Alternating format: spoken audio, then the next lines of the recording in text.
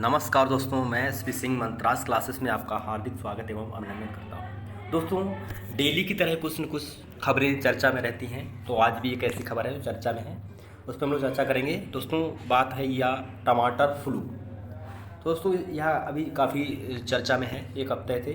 तो यहाँ पर दोस्तों बात करें तो राज्य में जो हमारे तमिलनाडु हैं और केरल, तो यहाँ पर जो है खासकर यहाँ चर्चा है। तो केरल राज्य जो दोस्तों है, केरल में यहाँ पर काफ़ी तेज़ी से कई सारे मामले सामने आए हैं। तो यहाँ पर बात करें दोस्तों, यहाँ पर टमाटर फ्लू के मामलों को पता चलने के मद्देनज़र तमिलनाडु ने केरल के साथ सीमा सतर्कता पर जो है यहाँ पर चौकसी बढ़ा दी है। तो दोस्तों, यहाँ पर बात करें इसका जो रोग है, इसके लक्षण क्या है, तो दोस्तों पीड़ितों पर होने वाले लाल फफोले से रोग का निशान मिलता है। यह मुख्य रूप से 5 साल से कम उम्र के बच्चों को प्रभावित करता है। दोस्तों, अब इसका कारण बात करें क्या है कि घटना का सटीक विवरण ज्ञात नहीं है। अभी भी संदेह है कि यह वायरल बुखार है, डेंगू बुखार है या चिकनगुनिया से संबंधित है।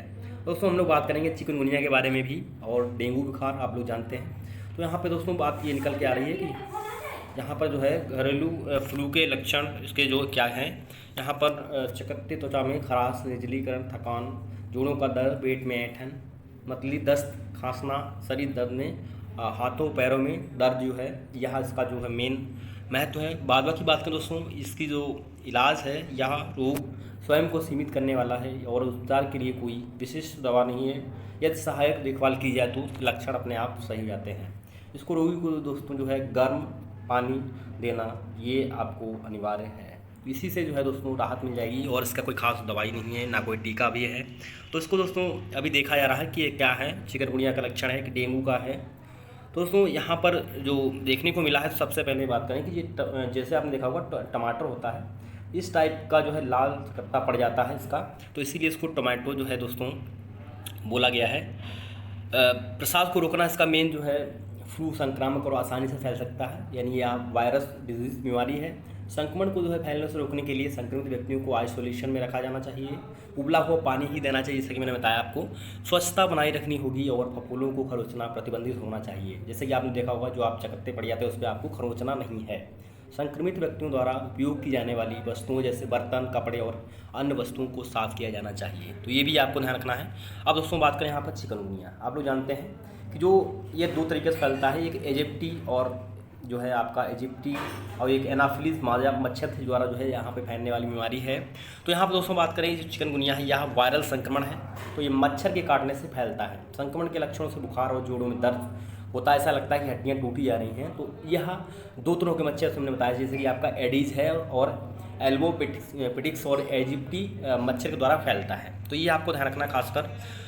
डेंगू की दोस्तों बात करें यहाँ पर, डेंगू भी एक उष्णकटिबंधीय बुखार है। जैसे जानते हैं हमारा देश जो है वो भी उष्णकटिबंधीय में आता है, दक्षिण अमेरिका जो है वो भी आता है, अफ्रीका। तो ये खासकर उष्णकटिबंधीय इलाके हैं। यहाँ पर सबसे पहले डेंगू का जो है वायरल पाया गया था, और खासकर सबसे पहले अफ्रीका में देखा गया था 1960 के आसपास में।